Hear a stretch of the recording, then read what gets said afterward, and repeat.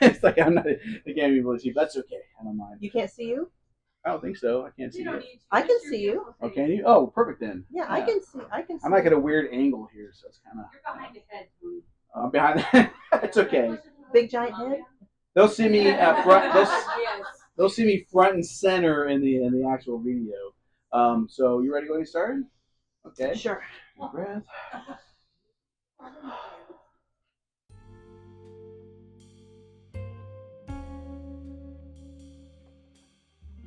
Hey everyone, welcome to the Cozy Book Nook. We are here with Aliya DalRae. She is an author of way too many books to talk about in right off the beginning. We're gonna let her talk about all the different books she has and the series she has. But thank you for joining us. We are here in front of a live student audience. Say hi, everybody. Hi. So you may hear some background noise, some laughter, maybe a few objects thrown, depending on how well the interview goes. But we'll just kind of see. You see all kinds of things in these interviews. You just never know. And we'll edit that part out. Aliya, thank you for coming. I know Aliya. She's actually one of the authors that I definitely want to get in as early as possible because we just support each other so much. It's like I just want to you want to get your friends in because one, you want to support them, but two, you also know they'll understand when things are kind of chaotic and things like every book sign we're kind of like learning new things, new things to kind of modify. Today we learned to get here earlier so that the author doesn't have to sit on the floor when people come in while she still sets up her books. Not that that happened. It didn't happen at all. Didn't happen. We're past but experience. Just in case. In case. So we're going to modify the future, and make sure that we close the door so people can't walk in. Problem solved. Thank you so much for coming. Thank you. And that's where we're going to cut back in. Right there. So okay. For those of you that are not watching the live stream or here in person, you're really missing out on some embarrassing moments. But let's talk about your writing career. So go all the way back to when it started. Because how many books are you up to now? 25. 25. Yeah. So let's kind of, and they're not some of the thinner ones. These are pretty. This is actually one of the thinner ones that are out there. This is actually a pretty good size. So some of these books, I know it's got to take some time to write and edit and covers and all that. So when did you get started in your journey? I first published in 2016, but I started writing in like 2008, 2009. I wrote my first draft of Sweet Vengeance. Okay. Put it in a drawer because I was terrified to let anybody read it. And a couple people I did brave to look at it. One read about half of it and said it was worth having someone look at. And the other person I never heard from. Oh, wow. So I assumed it. Can I say so? Yeah. I mean, I've had to fall off the books. We'll blame it on the person, not the author. I figured that it was just terrible and nobody, so I didn't do anything. And then I had a friend at my job at the time who self-published a self-help book. And I wanted to support her, so I bought one from her, and inside it, she wrote, "Here's to me sitting in front of the fire reading your book next." And I said, "Did I tell you I wrote a manuscript?" And she said, "No."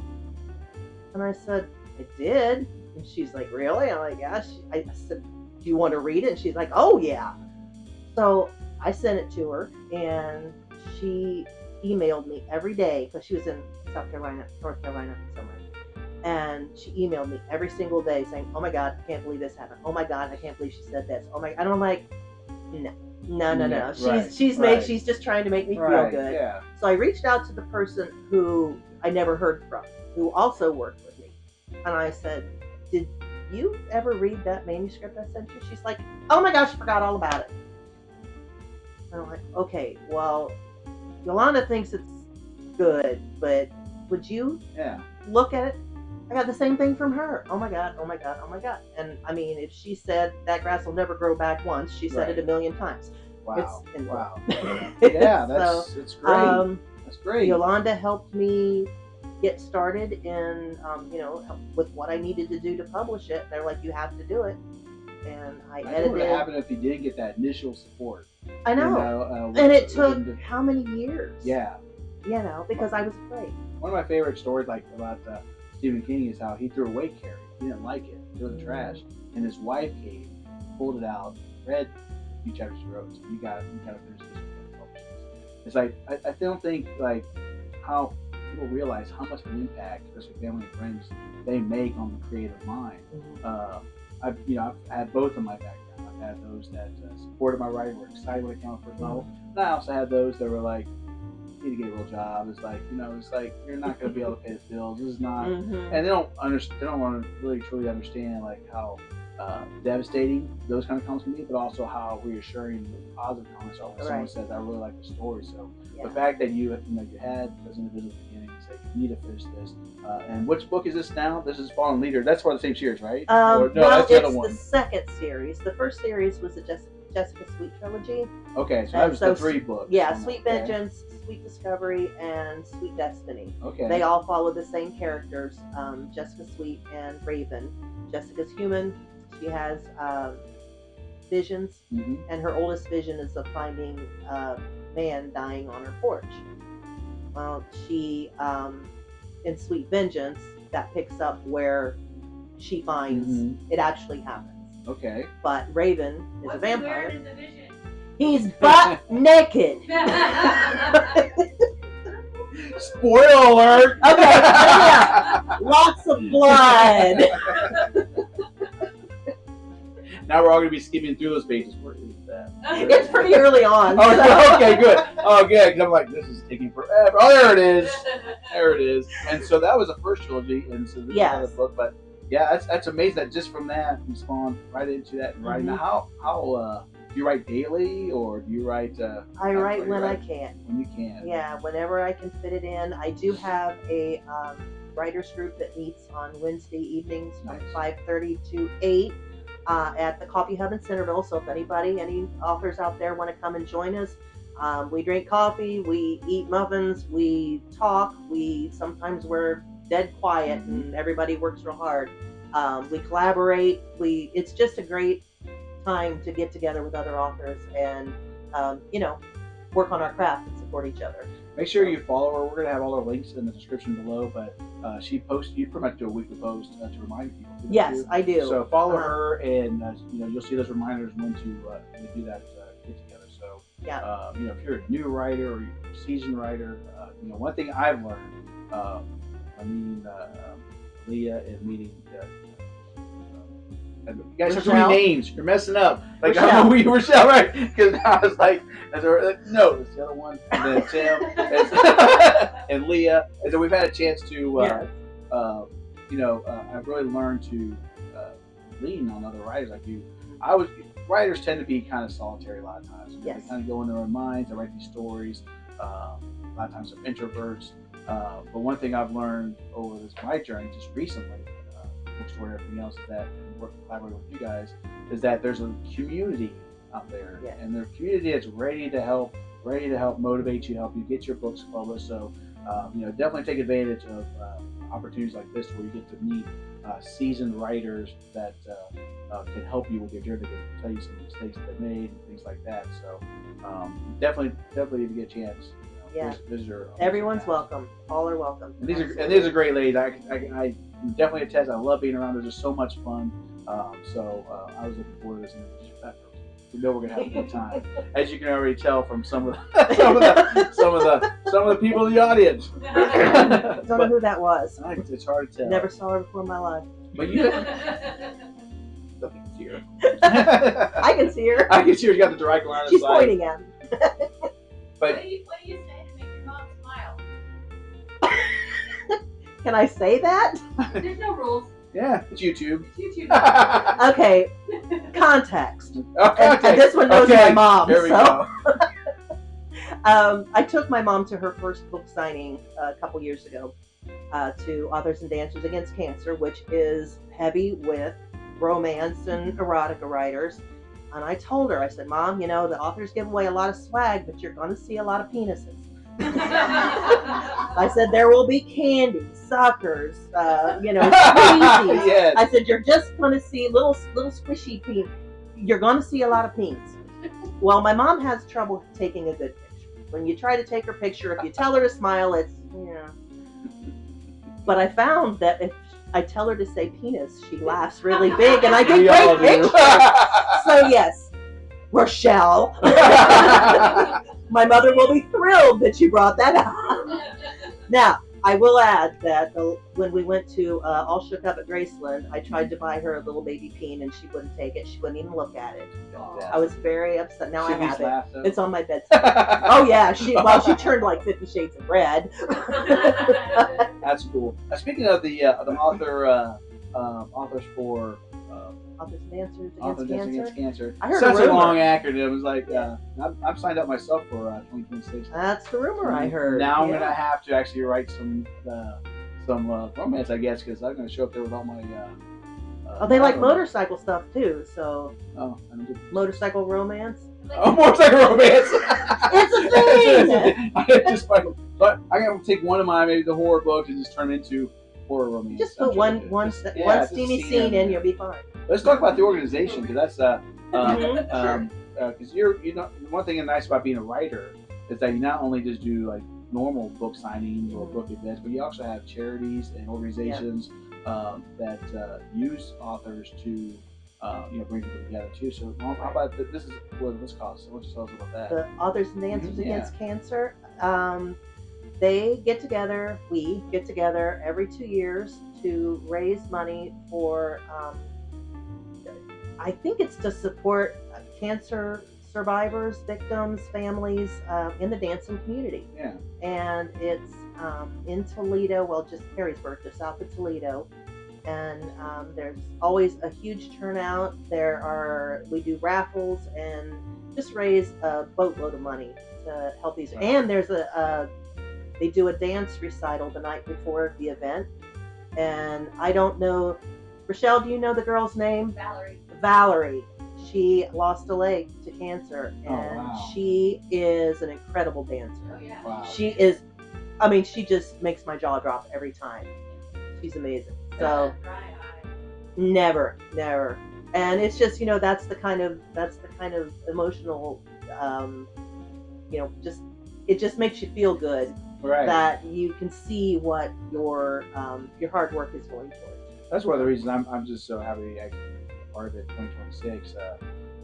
Just because it's like it's one thing to go to book signings, but it's another thing to actually go to book signings and actually like benefit a charity, benefit a cause, and I'm really looking forward to that. So Yeah. thank you again for that. Again, that community coming into play. Because I wouldn't even know about any of this. For Rochelle and Aliya like messaging me, and we're part of our own little group. How long you guys been doing? So there's a bar down in the green called Club Oceano. Clubbo. So Rochelle, I believe, did the two of you started, or Rochelle started it because her daughter's the bartender. Yes. Yes. So she was going anyway, and so we decided. I mean, we have our coffee hub events, but they're non-alcoholic. So we decided to have an adult. She decided that we needed an adult writing night, and so right about closing, we get serious. I've never stayed that long, but I used to come in and spend a little time, bounce some ideas off and stuff. But I guess I do kind of close around 8. I guess I do kind of. They close at 9. 9? No. Yeah, they used to close at 10, and we wouldn't get home till 11. But But again, it just kind of comes around that collaboration. Exactly. So let's talk about some of your other series. So you have the trilogy came right off the bat. Now this is her newest book, Fallen Leader. It's available, online, all the spaces, and also on our online store too. This is the 7th book. It's the 7th book in the Fallen Cross Legion series. Once I wrote the Jessica Sweet trilogy, I had a whole bunch of hot warriors that needed to settle down. So I decided to write a book for each of them where I could delve into their backgrounds and to get their backstories, and they would meet their happily ever after person. And so each of the warriors, and I do have one soldier in there, but he's a special case, and you have to read the Jessica Sweet trilogy to know who and what and why. Oh, so these characters kind of come over from the other trilogy? Yes, they are all connected to. Really? That's even yeah. cooler. So Fallen Leader, this is Mason, and he is actually the warlord. He is. I was playing to the camera. He's the warlord of the Fallen Cross Legion. So he, most series like this, they start with the guy that's in charge and then go down. Yeah. But with the Jessica Sweet trilogy, Raven was second in command. So I ended up ending with Mason, and throughout all of the books in the Legion series, we do flashbacks so we can see what their past was, what they went through, what they endured. Well, Mason's perfect. I mean, he's got nothing bad in his life. He's never done anything wrong. So I mean, other than being ridiculously control freak, but we all have our problems. Yeah. But that wasn't like interesting. So for his, I had him go back and remember how he met each of the warriors and how, because he started the Legion. Okay. And but I wanted to like revisit each of them so that we could see how because now that we know their backstories from the other books, we can see how he brought them all together and created this. So to read it, you really should kind of go back to the original trilogy. I mean, you can probably pick up from these. But you can start with Fallen Prey, yeah. but you're gonna miss out on some of the nuances of some of the characters for sure. Read. That's right. I'm already planning on doing that. I'm already like, all right. So that's why I'm asking these questions. Not for you people. I want to know myself. Where do I need to start in this series? Because this is, I love that. People love series. It's like, when I came out first book, I was like, got excited to go with this one book, and I started realizing, like, even if people like buy it and like it, I got nothing else for them. To have a series, it just gives your characters that you kind of like build a bond with. You just keep going with. Like, exactly. They look forward to your next book out. What's going to happen to the next person? Yeah. Are each one of these books about a different character, or is it events they're kind of going through? And each book follows a couple, but there are also like precursors to the next book. You're going to see, kind of interaction between the couple that's going to be in the next book, kind of how they meet each other, and sometimes they like each other, sometimes it's just big fights, sometimes you just never know, but they're kind of woven into each of the previous books, right, just to kind of link everything together. I love that. That's hard.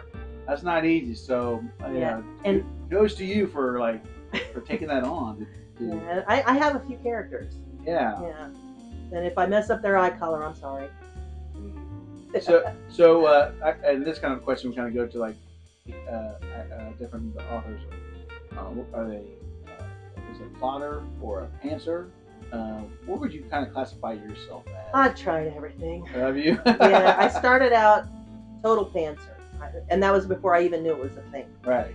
I mean, I've never heard of it until I started getting into the I sat down and started writing, and I wrote Sweet Vengeance, 110,000 words, basically in 30 days.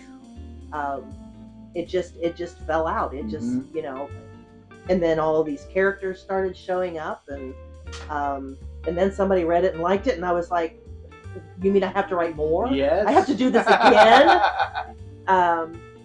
If so, you don't realize writing is exhausting. You're really kind of putting yourself in these worlds, and it's not just the stress of what happens after you publish it. The stress is like, okay, is everything in the story right, or what happens? And of course, as a writer, you kind of get attached to these characters as well too. Yeah, I killed one once. Oh, I was about to ask you.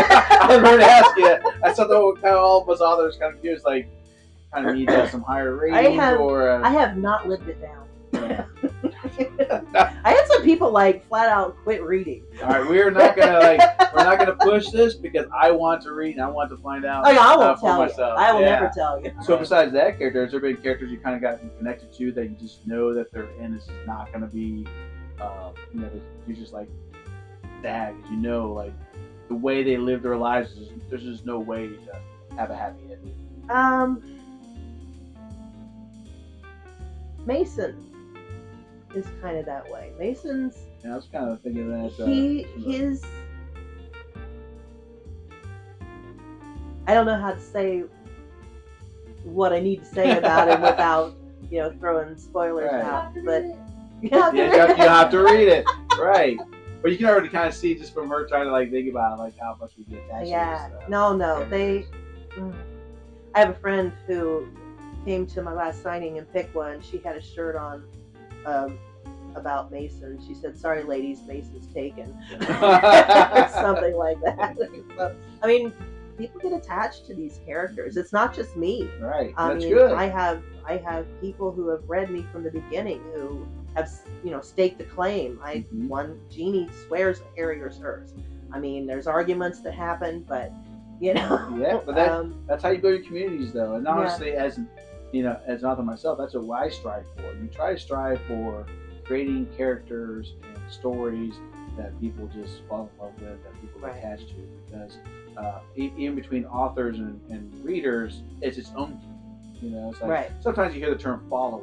It's not really necessarily exact. It's more of a community. You find your as I think Rochelle her mentioned, her tribe. Tribe, yes. You find your tribe, absolutely. the people that you don't write to the masses. You write stories that you love, and you find people that love your stories as much as you do. So I think that's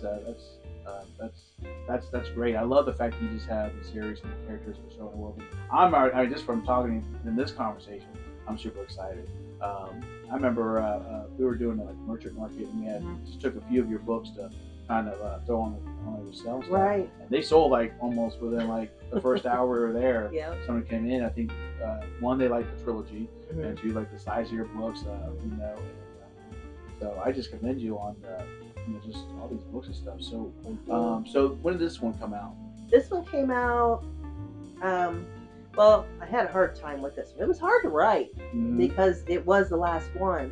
So this is the last one in the series? It's the last one in the Fallen Cross Legion series. Now, I do have soft plans for Fallen Cross Soldiers series because that's what I was kind of leaning towards. I do have. What's next? Well, I mean, I do have one character in particular, Perry, who was, just beat to crap in. I think it was Sweet Discovery, and then I just left him. And I'm like, that wasn't nice. His Peregrine. I always forgot his name. So bad I am.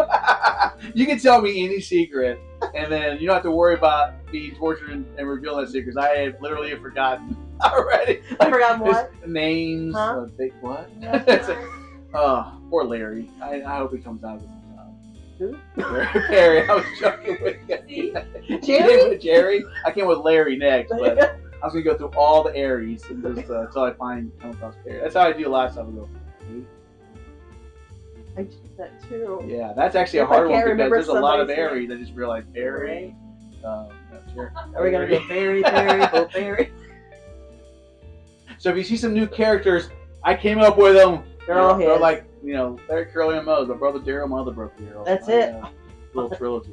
So you do have like a soft idea for continue on these some of these stuff.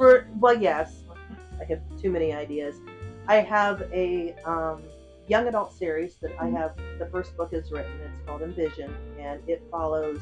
There's a young girl, a 6-year-old girl in Sweet Vengeance, and Envision flashes forward 10 years to where she's 16 and attending Fallen Cross High with the humans. Oh, okay. And she's a werewolf. So, nothing can go wrong there. Nothing. Yeah. And then I have the Fallen Cross Pack series, which is kind of a prequel to the Jessica Sweet trilogy, but it should be read after Sweet Vengeance because, again, there are spoilers in it. Oh, okay. And I am working on my first. It was going to be a cozy mystery series, but I just don't know if I can. Spicy mystery. Well, it's not spicy either because it's got that moonlighting effect where they like each other but they never get together. Right. Yeah. Mystery. I'm just calling it paranormal. And I need a light out here that I can put us like. The little Rochelle. But it all of these take place in Fallen Cross, Okay. which for local peeps, it is basically Germantown shifted on its axis. So there are some Easter eggs in there for people who are in the know. Mhm. There's the Horror Mansion, which is across from the cemetery. There's the Cotter's Pen, which in Germantown was the Fox's Den. So there's a little old blind guy that is in that. Laughs is Good Times. I mean, there's just all kinds of things. The Sand and Gravel is in it, plays big in it. The Covered Bridge, No, that's the mill. There's an old mill, Mudlick Yeah. Mill.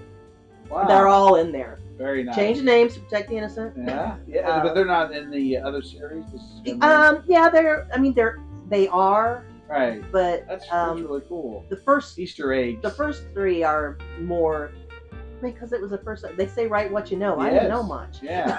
Well, you've definitely grown since then because I mean it's only been what like Yeah, like 16 16 years. Yeah. And I mean Well, you 2016. 26. Oh, that's what I say 2016. Yeah. I was trying to do the math. So what is that? I'm bad at 8 years? math. I don't know. Yeah. I don't math. I do not math. That's how I was taking my time. I was hoping somebody would pick up afterwards. Like, that's 2016. That's. 8. Thank you. Yay! Where was that light? You needed that. Right. Works every time. But yeah, and that's quite push out how many books. So that's pretty exciting. The mystery series actually takes place in the 1980s. Oh, So okay. I am taking it back to the roller skating rink and the go-kart track and all of the giant cell phones who I only knew one person who had a car phone. And she's in the audience. Well, it was her dad, but My mom. your mom. And we were not allowed to touch it.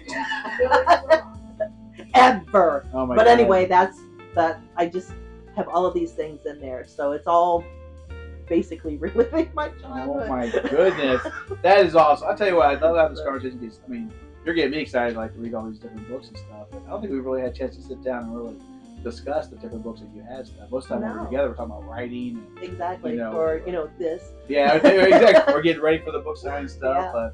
But again, thank you so much for coming out. You're So so what we're gonna do is, as punishment for all you that did not come today, we are going to wrap up the interview process, but we are going to go to a Q&A behind the scenes, kind of let some of the people in the audience ask some questions. We are going to keep recording it, so I'll probably still do some clips and stuff, but you should have gotten here if you have some questions. So sorry, some people like don't watch this video like, I have so many questions.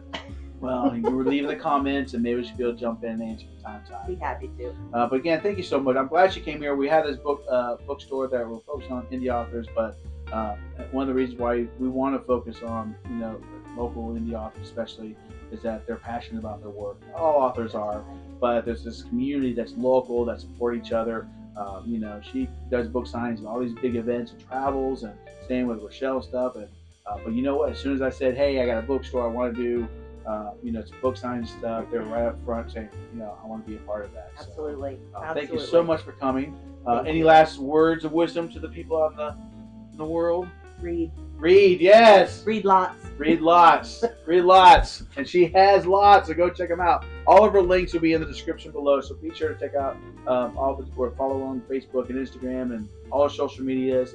Join her if you're interested in reading at one of her writing events so that you can pick her brain and really kind of learn what it takes to be that established of a writer and get so many good stories out. So, Aliya, thank you so much for coming today. Thank we you. look forward to we're going to go out there, sign some books now, Sounds and great. answer some questions. And again, thank you all for joining us. Thank you for coming, and we'll see you in the next episode. Yay!